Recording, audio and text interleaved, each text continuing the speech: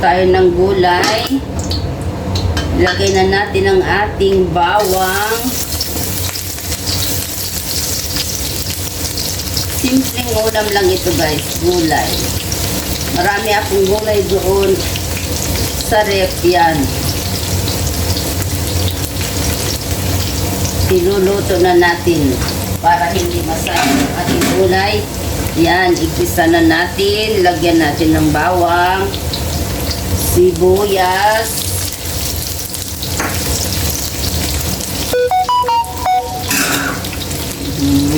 ayan. Ito yung sabi nilang gulay is life guys. Ayan, pag may gulay tayo, para hindi masira, iluluto na natin. Lagyan natin, sawagan natin siya ng atay. Ito, medyo ipatigasin, prito muna natin yung atay para ano siya, ganyan, prito, para hindi siya madurog. Pampalasa yung atay.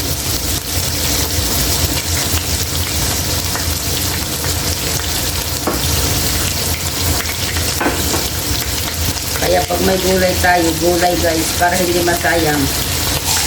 Kunting sahog lang, para magkalasa. Yan na. Masarap yan kaysa masayang ang ating gulay.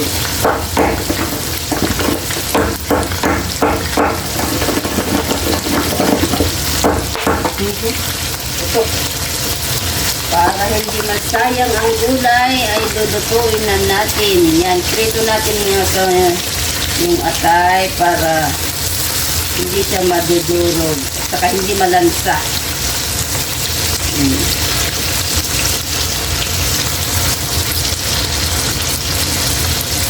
Haluin na lang natin hanggang maluto. Ayan, prito. Ayan, yan, magluto tayo ng gulay. Yan ang ating recipe for today. Lagyan natin ng pitso. Yan o, diba guys, pitso ng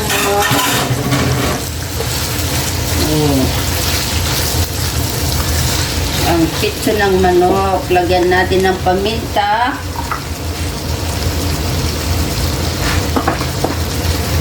Ayan. Sa atin nga guys, kasi yung ninalo kong iniwan ko yan para sa mga gulay, kasi kung magluto ako ng manok, kahapon sinigang na manok ang ulam ko, iniwan ko yung pitso para may ihalo tayo sa ating mga gulay. May mga gulay tayo dyan. Pwede na natin haluan ng gulay para tayo makatipid. Titipid. Hindi natin lutuin lahat. Iwan natin ang pitso pang sahog-sahog sa mga gulay. Kahit anong gulay lang guys, pag may pang sahog ka, masarap na yan para hindi masayang yung gulay natin. Ayan. Lutuin muna natin siya ng mabuti. Takpan natin ng bahagya para sangkot siya.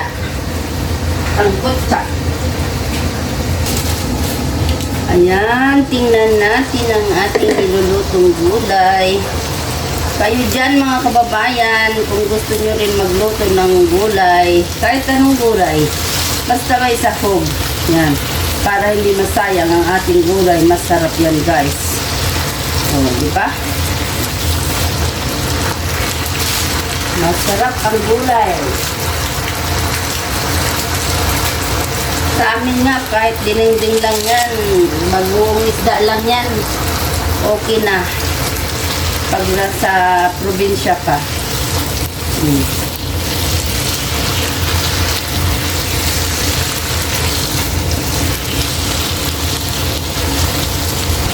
Pag madiskarte tayo sa buhay guys, kahit anong gulay, basta may gulay yan, lutuin natin para hindi masayang.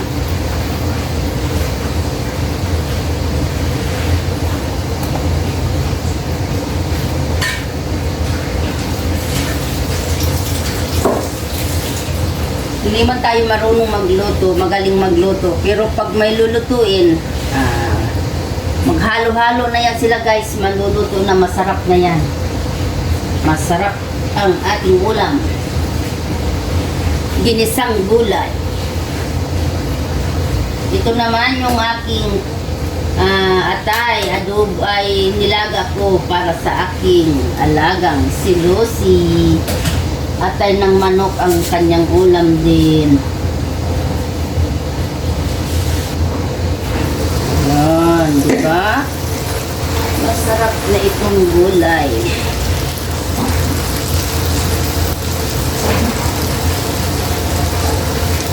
Ilagay na natin ang ating sitaw.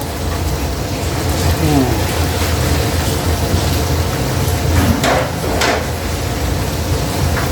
Haluin natin ang ating sitaw.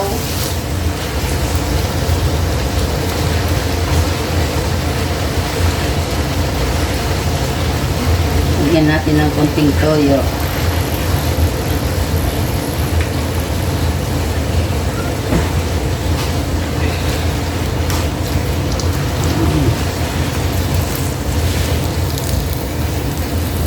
Takpan natin siya para maluto ng kunti ang ating sitaw.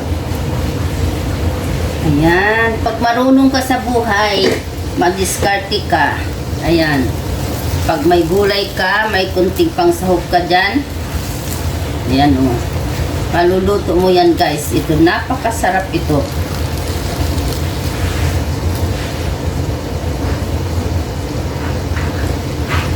Para hindi masayang ang gulay nyo sa inyong rep. Ayan. Pag halo-halokin, mikos-mikos lang yan. Masarap na. Mikos-mikosan natin ang ating gulay. Masarap na mikos-mikos. Natin ang ating carrots.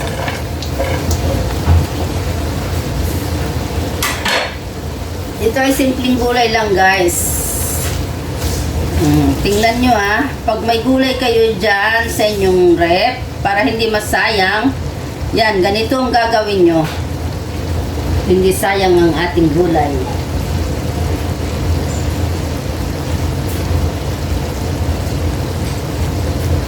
Tapos ilagay natin yung bell pepper kasi nga, sayang din yung bell pepper pag hindi mo yan ihalo kasi medyo ano na.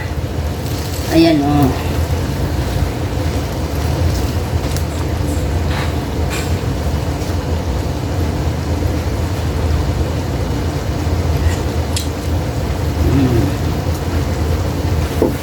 Takpan natin siya.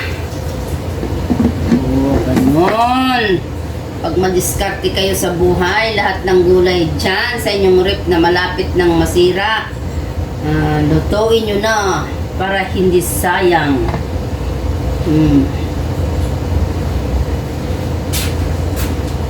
Ayan, balikan natin ang ating gulay. O, tingnan nyo guys.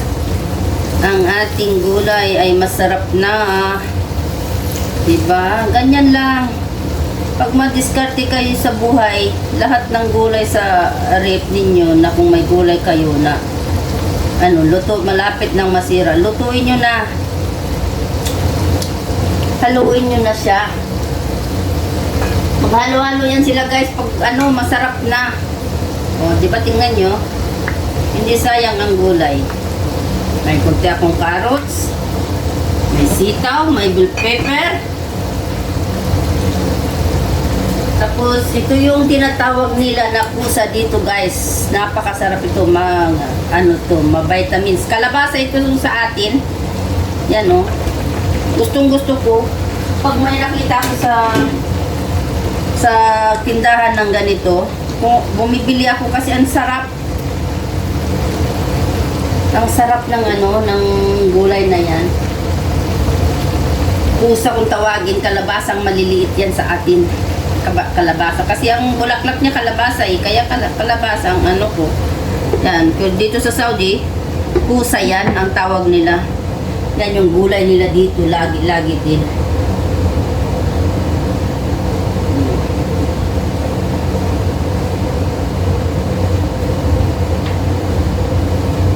Kasi pagayaan natin ang ating gulay sa rip, antayin natin kung anong klaseng luto ang pagluluto. Kahit anong luto guys, basta maluto yan, masarap na yan. Lagyan mo lang ng kunting sahog. Ang sinahog ko lang yan, kunting atay, kunting manok. Ayan.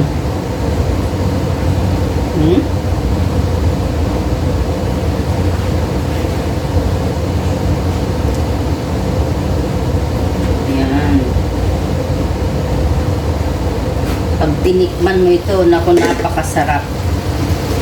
O, diba? Huwag naman natin siya masyadong lutuin ng mabuti ang gulay. Pag gulay guys, kailangan half cook lang. Hindi siya masyadong maluto kasi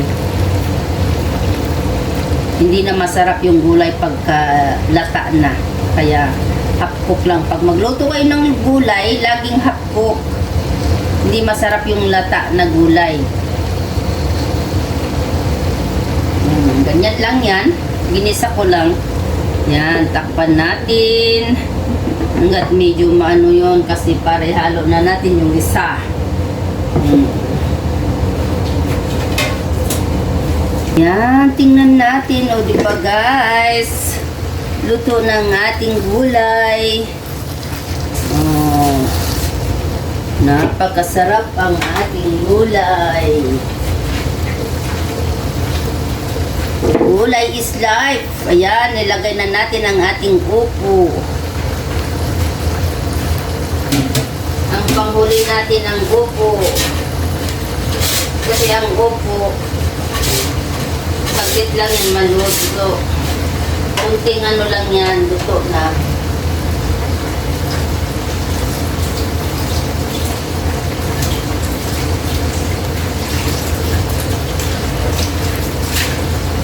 Ayan, takpan natin siya ng bahagya kasi kunting luto lang yan, luto na, tapos lagyan natin siya ng oyster sauce.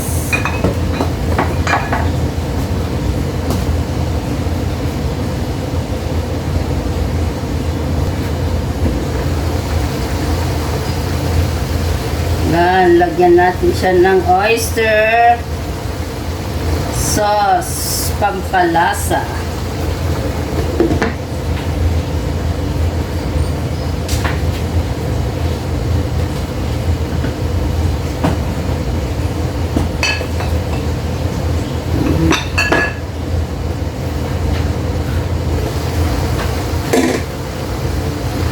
Halu-haluin natin. Diba guys? Ganyan ang gagawin nyo sa inyong gulay. Kahit anong gulay dyan, lutuin nyo na para hindi masira. O, tingnan nyo guys, napakasarap. Sarap yan. Hindi na natin sinabawan guys kasi ang gulay, pag naluluto, nagsasabaw. Lalo na yung upo, nagsasabaw yan.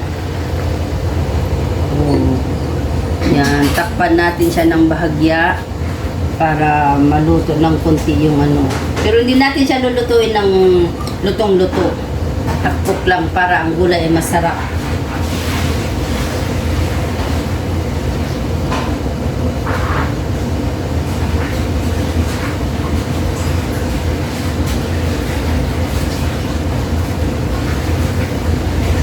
Yan, tingnan nyo guys. Tinimplan ko to ng oyster sauce. Ayan ang ating gulay. Ginisang gulay to guys. Halo-halo, sari-saring gulay. Yan. Subukan nyo din to magluto guys. Pag may gulay kayo doon sa rep nyo. Kahit anong gulay. sahugan nyo ng kung ano dyan, espritong isda, kung ano, may hipon, may ano. Halu-haluin nyo lang. Naku, maluluto na. Masarap guys. Para hindi masayang. Tingnan nyo, napakasarap. Timpla nyo ng oyster sauce. Yan. Sa probinsya guys. Ganyan. Pero ako kasi sa probinsya, mahilig ako sa bagong isda. Ngayon wala akong bagong isda. Kaya ginisa ko ng ganyan. May kunti akong atay. Tapos pitso ng manok. Yan. Ginisa ko. Yan, pinaghalo-halo ko na lahat ng gulay. Oh, masarap na yan. Basta maluto ang gulay guys, masarap. Ang tawag ko dito, sa akin lang to Aywan ko sa inyo kung anong ano nyo. Kasi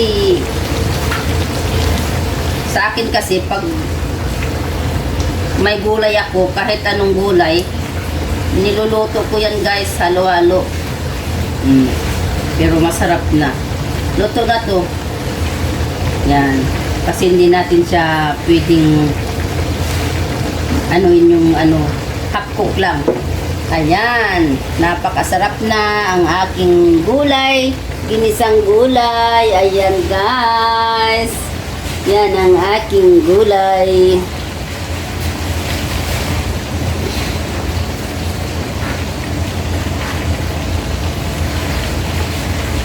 Maraming salamat. Maraming salamat sa iyong panonood. Paki-subscribe na po Yola Bells Vlog. Paki-like and share. Paki-pindot na din ang bell button para updated kayo sa aking mga latest na video. Maraming salamat. Thank you so much. Bye mga kababayan.